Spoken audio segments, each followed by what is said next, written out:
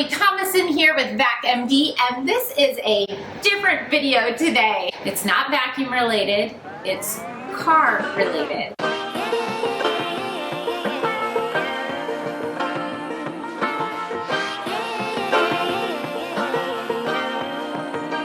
Recently, I was blessed. My husband bought me a new car, and so we're going to take you through the time leading up to and the first 24 hours owning a Tesla Model Y. I'm going to start with the timeline. These timelines have been all over the place with Tesla over the past year, but we were very fortunate. It took us 40 days from the day we placed the order to the day we took delivery. It actually was going to take a little bit less, but the delivery got delayed by about a week, which was so hard. It's like a kid waiting for Christmas to come. I'm going to post the timeline.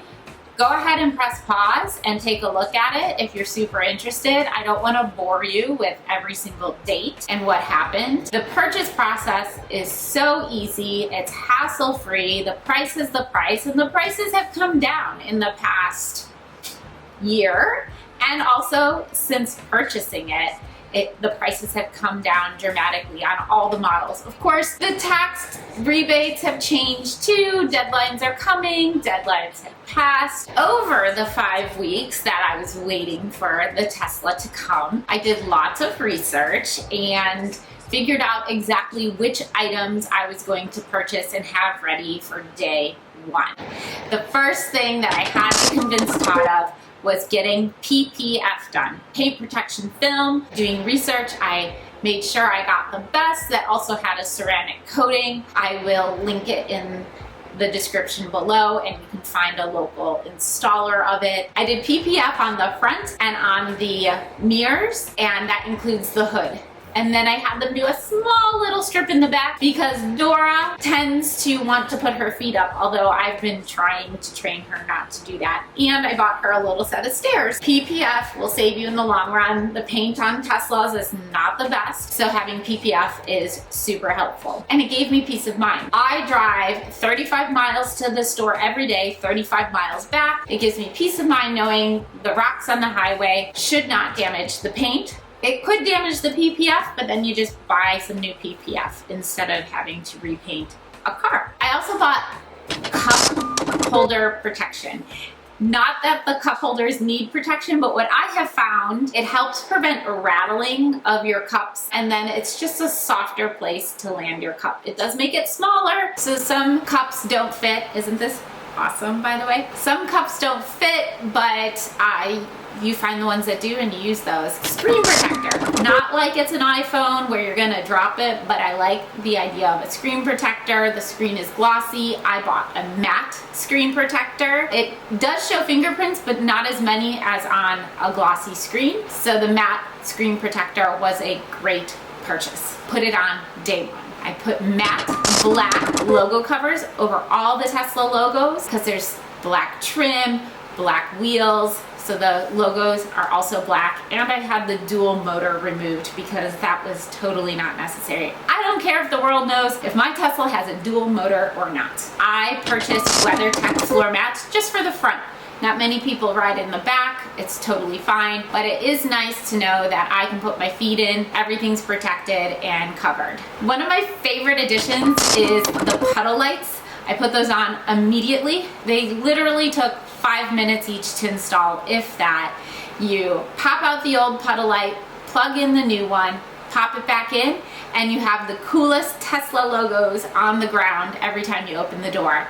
It just makes me so happy every time the door opens. When I did the PPF, I also tinted the windows. I tinted the front window as well, because what happens is when you have an electric car, it's very important to keep the cabin cool, even when you're not using it. Plus, when you are using it, keeping the cabin cool uses less energy, gives you better mileage. Being that we have 3 puppies, I had to get cargo protection. I did look into crates for the back, but I don't have them in a crate, so I put some cargo protection. It also helps when I'm moving things for VacMD. It protects the cargo area as well, but mainly from puppy hair. I had originally purchased one cargo protection that didn't go all the way up, and the Teslas have car fabric all the way up.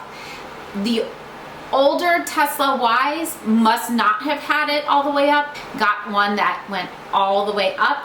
I'm having some issues with it. I'm still trying to decide how much I love it. For now, it's covering what I need it to cover, but it isn't perfect. It doesn't snug to the sides as much as I want it to, and I'm trying to figure out if it's the design of the cargo cover or if it is just bad Velcro adhesive. And I also bought 2 storage solutions. So a center console storage divider organizer. And then also under the seats, there's a lot of room, and you can buy these neat little drawers that you can put storage under.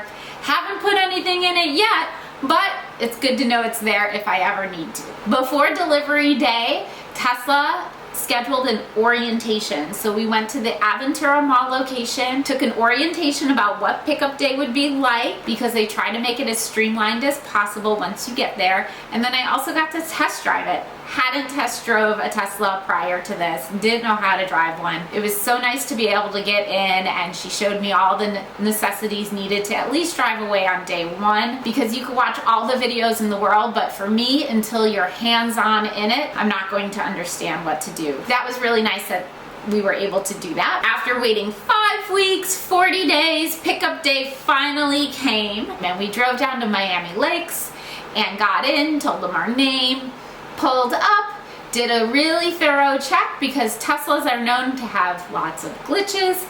Ours was totally glitch free, so that was great. I was able to drive it off, get on the road, and they give you a certain amount of miles to decide if everything is okay, so you don't have to see everything right there and then. They're not going to fix it for you that day on the spot anyways. I got her home and plugged her in and started installing all of the things that I purchased. The circuit breaker popped. I couldn't figure out why. I thought maybe the air conditioning had gone on and overpowered. I don't know. I'm not an electrician. I'm not quite sure why it popped. Of course, the first thing I did was flip it back and keep going. And it popped again. We called the electrician and he would come out the next day, no big deal. Meanwhile, that night we went to a supercharger for the first time. Todd, first of all, felt like the supercharging station was like some, I don't know, he thought there was deals going down or something. What are we doing? Charging our car. What's shady about this? Probably a bunch of prostitutes around.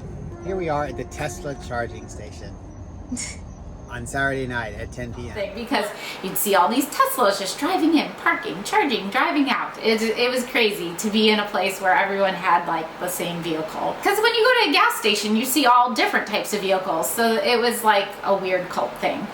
I think that's how Todd put it, a weird cult thing. Hanging out with a bunch of cultists. We charged about 50% and it cost about $8 and change. So it wasn't that expensive. It turns out he put a 40 amp breaker in instead of a higher amperage breaker. Again, I'm sorry if this is not perfect. I am not an electrician. When you're charging your Tesla, you can do up to 48 amps and you can change amperage in which it's pulling.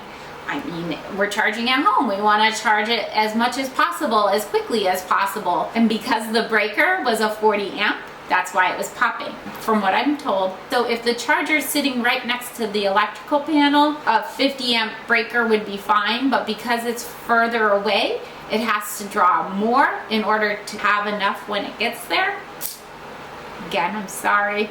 Sorry, Nikola Tesla, I don't know about electricity. So he had to put a higher amp breaker in our electrical panel. That fixed it all. Haven't had an issue since.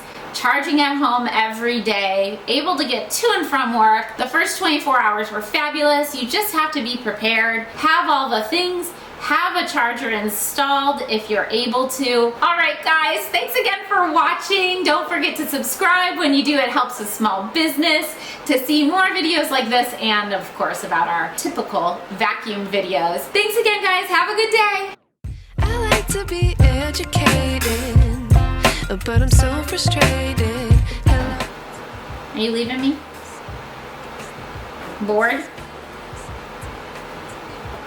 Sorry. We're hanging out with a bunch of cultists. probably a bunch of prostitutes around, people selling drugs at the Tesla Todd, charging all of station. this will be edited out. This has to go on my YouTube channel. So say something normal. What happened? Why isn't my name on it? Sorry. Are you? I'll make a new sign tonight and put it on there.